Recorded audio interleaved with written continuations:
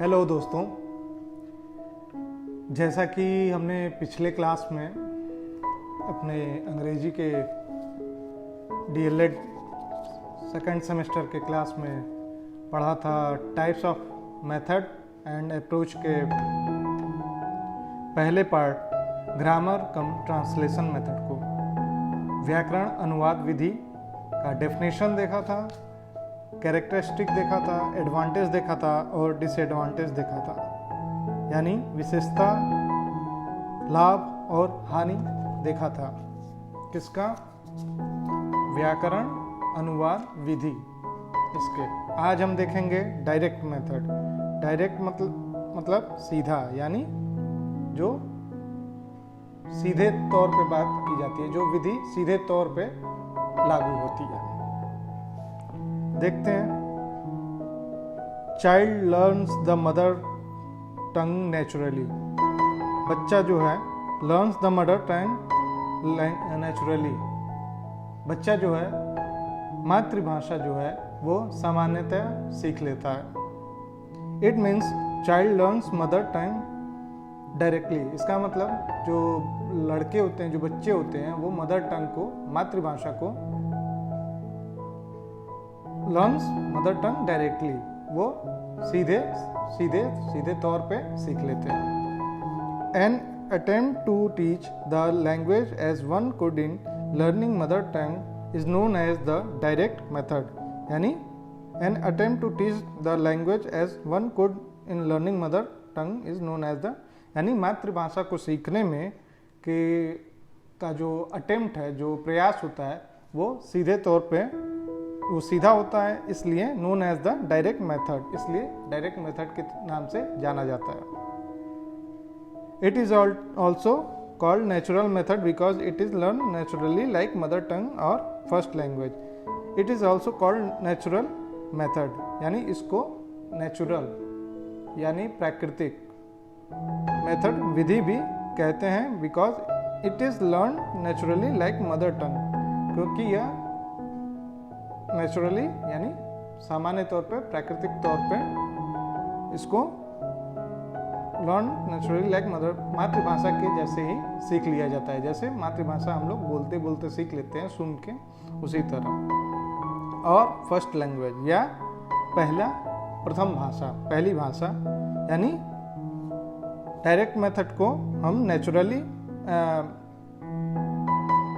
Method और first language, ये दो नाम से भी जानते हैं। It is very difficult to bring exact environment in which mother tongue और first language is acquired. It is very difficult to bring exact environment in which mother tongue और फर्स्ट लैंग्वेज इज एक्वायर्ड। ये पता लगाना बहुत मुश्किल है कि इसको, यानी किसको, फर्स्ट लैंग्वेज और मदर टंग किस इन्वायरमेंट में, किस पर्यावरण में आया, ये पता लगाना बहुत मुश्किल होता है। So later the same method become popular called direct method. इसलिए इसी मेथड को बाद में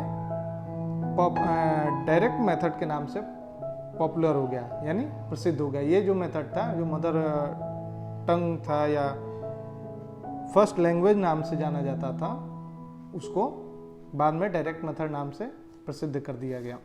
direct method of language teaching is known as different name like the reform method, the natural method, the anti-grammar translation method and the Berlitz method।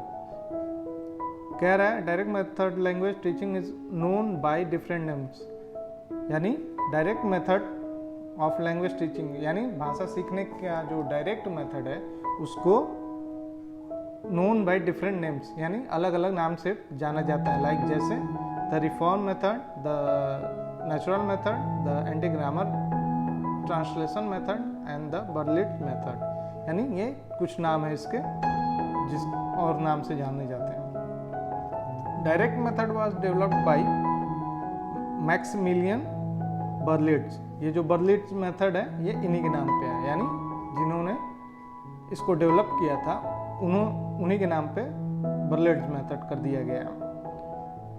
At the end of 19th century as a reaction of grammar come translation method, यानी 19वीं शताब्दी के आखिरी में grammar कम translation के method के reaction में यानी प्रतिक्रिया में। फिर ये दिया हुआ है इसका नीचे कुछ definition. Direct method is a method of teaching a foreign language, specially a modern language, through conversation, discussion and reading in the language itself. कह रहा है direct method is a method of teaching foreign language. Direct method जो है वो foreign language यानी विदेशी दूसरी भाषाओं को सीखने का एक मेथड होता है। क्या कह रहा है? Specially a modern language through conversation, खास तौर पर एक modern language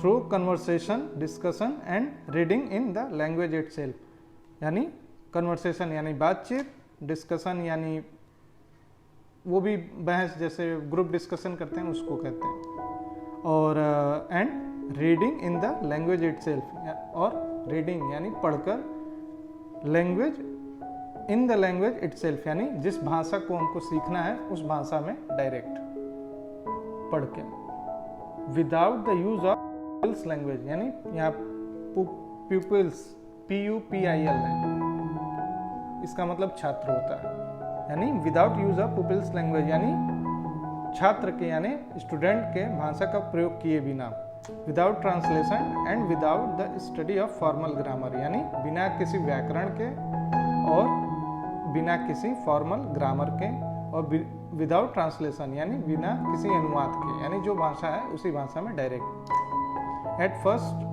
words are taught by pointing to objects or pictures or by performing action.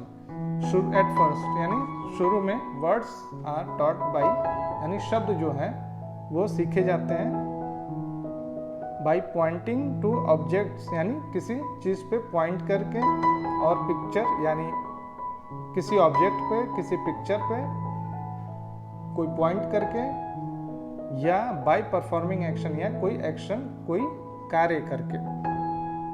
अब इसका एडवांटेज है, एडवांटेज है डायरेक्ट मेथड। इसके क्या लाभ हैं? पहला है makes understanding of English easier यानी जो इंग्लिश की समझ है यानी अंग्रेजी भाषा की जो समझ है उसको makes understanding of English easier यानी अंग्रेजी की जो समझ है उसको आसान कर देता है। Direct method of teaching makes the understanding of English easier by doing away with the intervention of mother tongue. Intervention मतलब हस्तक्षेप। Direct method of teaching makes the understanding of English easier by doing away with the intervention of mother tongue यानी ये direct method जो है ये English भाषा की समझ को आसान करता है। कैसे? By doing away with the intervention of mother tongue यानी मदर टंग यानी मातृभाषा के हस्तक्षेप किए बिना इसको इजी करता है इंग्लिश भाषा की समझ को। And establishing direct link between the English words और फ्रेज एंड कॉन्क्रीट ऑब्जेक्ट यानी और establishing direct link between English words and phrase यानी इंग्लिश का जो वर्ड है, जो शब्द है और फ्रेज है, जो वाक्यांश है, उसमें डायरेक्ट लिंक यानी सीधा संबंध स्थापित करता है यानी बिना मदर टंग के यूज के। कह रहा है the learner acquires the ability to understand what he hears और read in English directly. The learner यानी सीखने वाला एक्वायर्स मतलब ग्रहण करता है the ability to understand what he hears and read in English directly यानी कह रहा है कि द लर्नर सीखने वाला जो है वो सुन के और पढ़ के डायरेक्ट इंग्लिश में ability to understand what he hears यानी जो वो सुनता है, जो वो पढ़ता है इंग्लिश में डायरेक्ट, उसकी एबिलिटी, उसको समझने की एबिलिटी यानी योग्यता ग्रहण करता है यानी काबिल होता है उसके। दूसरा पॉइंट है based on educational principle the method is strictly in conformity with the educational principle यानी द मेथड इज स्ट्रिक्टली यानी कठोरता से, कंफर्मेटिव विद द एजुकेशनल यानी कुछ प्रिंसिपल पे, एजुकेशनल यानी एजुकेशनल प्रिंसिपल पे ये स्ट्रिक्टली बेस्ड है। पर्टिकुलर बिफोर जनरल यानी विशेष से पहले सामान्य, सामान्य से पहले विशेष। पर्टिकुलर बिफोर जनरल यानी सामान्य से पहले विशेष। कॉन्क्रेंट बिफोर एब्स्ट्रैक्ट यानी एब्स्ट्रैक्ट मतलब होता है सामान्य, सारांश, और कॉन्क्रेंट मतलब ठोस यानी एक ऐसा सारांश जो ठोस हो, जो थोड़ा जिसका महत्व ज़्यादा हो। बिफोर एब्स्ट्रैक्ट यानी सामान्य के पहले। प्रैक्टिस बिफोर थियरी यानी सिद्धांत के पहले अभ्यास। तीसरा है गिव्स फ्लुएंसी ऑफ स्पीच यानी स्पीच मतलब बोलना, बोलने में प्रवाह। फ्लुएंसी मतलब प्रवाह यानी बोलने में ये एक प्रवाह देता है। The direct method establishes the direct link between experience and expression. जो डायरेक्ट मेथड है वो इस्टेब्लिश करता है एक डायरेक्ट लिंक एक्सपीरियंस, अनुभव और एक्सप्रेशन यानी हाव भाव, अनुभव और हाव भाव के बीच एक संबंध स्थापित करता है, एक लिंक स्थापित करता है। Thus the student acquire fluency यानी जो इसलिए जो स्टूडेंट हैं वो फ्लुएंसी बोलने में एक फ्लुएंस, एक प्रवाह पा सकते हैं, एक्वायर करते हैं यानी ग्रहण कर लेते हैं। नेचुरल मेथड, चौथा पॉइंट है natural method. It is a natural method of teaching because in it English is taught in the same way in which mother tongue is taught. It is a natural method of teaching because यह एक सामान्य विधि है।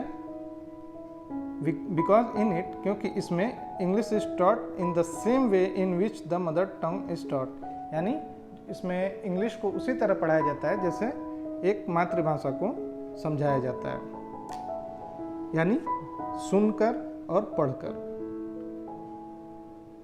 The learner feels burdened initially, but the burden lightens gradually. यानी the learner यानी सीखने वाला जो है वो शुरू में एक बोझ भारी भारी सा महसूस करता है, लेकिन बाद में वो जैसे जैसे वो थोड़ा सुनता है, समझता है, वो जो बर्डन है, वो जो बोझ है, वो थोड़ा हल्का हो जाता है ग्रेजुअली, यानी जैसे जैसे वो आगे बढ़ता है। पांचवा है no gap between active and passive vocabulary.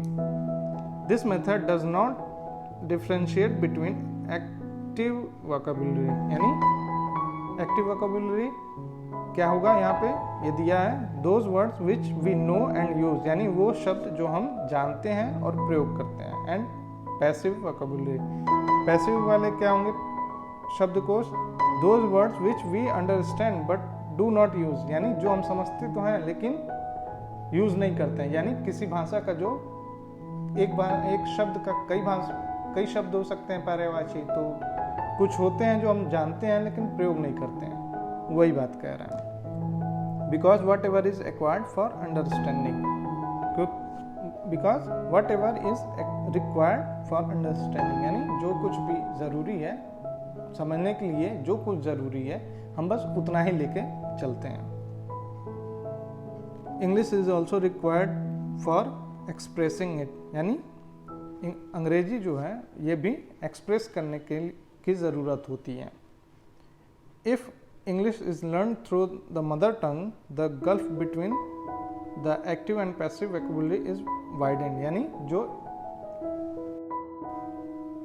If English is learn through यानी मदर टंग के जरिए अगर सीखा जाएगा तो इस गैप है वो बढ़ जाएगा और ज़्यादा बढ़ जाएगा, क्योंकि इंग्लिश सीख नहीं पाएंगे बच्चे और ज़्यादा प्रीफर करेंगे कि वो अपनी ही भाषा में बात करें, तो वो सीख नहीं पाएंगे। इसलिए जो एक्टिव और पैसिव के बीच का जो गैप होगा वो नहीं भर पाएगा। Through this method the student acquires a greater control over vocabulary यानी इस मेथड के जरिए जो है स्टूडेंट है वो अपने शब्दकोश पे अच्छा खासा कमांड लेते आते हैं, यानी एक कंट्रोल पा जाते हैं। छठवां है taste of English literature. Under this method student spend almost all their time in speaking and learning English. इस मेथड में जो स्टूडेंट है वो ज़्यादा से ज़्यादा समय spend almost all their time in speaking and learning, जो वो अपना लगभग या ज़्यादा से ज़्यादा समय इंग्लिश को पढ़ने और बोलने में, सीखने में और बोलने में अपना समय व्यतीत करते हैं यानी लगाते हैं। A native like atmosphere prevails in the classroom with talk on English author and there works. जैसे कि एक क्लासरूम में एक ऐसा एटमॉस्फेयर, एक ऐसा वातावरण बनाया जाता है जिसमें इंग्लिश ऑथर और उनके यानी अंग्रेजी के जो लेखक हैं और जो उनके काम है उसके बारे में बातचीत की जाती है, उस चीज़ को बताया जाता है। Naturally peoples develop a taste for English literature and very soon they overcome their initial difficulties of speech and writing. कह रहा है कि नेचुरली पीपल्स यानी छात्र, डेवलप अ टेस्ट यानी फॉर इंग्लिश लिटरेचर में, अंग्रेजी साहित्य में जो छात्र हैं वो एक टेस्ट डेवलप कर लेते हैं, यानी एक टेस्ट मतलब स्वाद, यानी उनकी इच्छा होने लगती है उसको जानने की। And very soon they overcome their initial difficulties, और वो बहुत जल्दी अपने शुरू की जो परेशानियां होती हैं उस पर ओवरकम पा लेते हैं, यानी नियंत्रण पा लेते हैं और उससे बाहर आ जाते हैं। Difficulty of speech and writing, लिखने और बोलने की, जो इंग्लिश को बोलने और लिखने में जो उनको तकलीफ़ें होती हैं उससे वो बाहर आ जाते हैं, उस पर वो कंट्रोल पा लेते हैं। And get embedded with zeal of higher study. Embedded मतलब आत्मसात करना और जील मतलब उत्साह, जोश। तो कह रहा है and get embedded with the zeal of higher study, यानी इम्बीडेड यानी घोंट पी लेना भी कहते हैं, सूखना भी होता है आत्मसात करना, यानी जैसे वो कहते हैं ना घोल के पी गए, उसी तरह ये हायर स्टडी के लिए उत्साह से इतना वो आत्मसात कर लेते हैं उस चीज़ को कि वो हायर स्टडी के लिए भी एकदम जोश से भरे होते हैं। अब आखिरी में है डिसएडवांटेज ऑफ डायरेक्ट मेथड। इसके क्या नुकसान है, हानि है। पहला है more focus on oral work depends on teachers credibility. More focus on oral work depend यानी ज़्यादा से ज़्यादा ओरल वर्क जो है, जो मौखिक कार्य है, वो अध्यापक के विश्वसनीयता पे डिपेंड करता है, यानी फोकस करता है, पूरा केंद्रित रहता है। नेग्लेक्ट सिस्टमेटिक स्ट्रक्चरल प्रैक्टिस, यानी एक सिस्टमेटिक जो प्रैक्टिस होती है वो उसको नेग्लेक्ट कर दिया जाता है, उसको नज़रअंदाज कर दिया जाता है। इफेक्ट इन स्मॉल क्लासरूम और इन स्मॉल ग्रुप, ये जो है वो छोटे क्लासरूम जो होते हैं, जो छोटा ग्रुप होता है उसमें ज़्यादा प्रभावशाली होता है। Involves a lot of efforts on the part of teaching like using audio video audio visual aids, यानी कह रहा है इन्वॉल्व इसमें जो है ऑडियो वीडियो के ज़रिए जो पढ़ाया जाता है, सिखाया जाता है, उसमें बहुत ज़्यादा एफर्ट लगता है, यानी बहुत ज़्यादा मेहनत लगता है। It is beyond rich in ordinary school, ये सामान्य स्कूल जो है जहाँ पे ऑडियो वीडियो की व्यवस्था नहीं है उनके पहुँच से बाहर होता है। तो ये कुछ एडवांटेज और डिसएडवांटेज थे डायरेक्ट मेथड के। अगली क्लास में हम देखेंगे ड्रिल मेथड और उसके एडवांटेज डिसएडवांटेज क्या होते हैं। तब तक के लिए धन्यवाद।